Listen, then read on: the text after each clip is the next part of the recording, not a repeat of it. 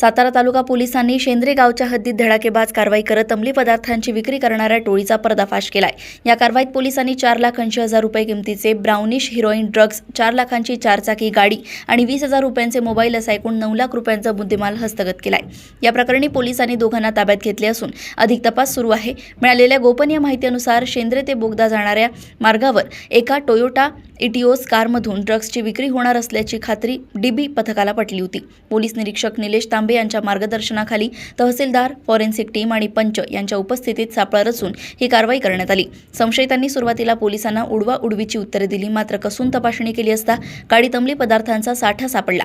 Satara police अधीक्षक तुषार दोशी आणि अपर police अधीक्षक वैशाली कडूकर यांनी या यशस्वी कामगिरीबद्दल संपूर्ण पथकाचे कौतुक केले आहे।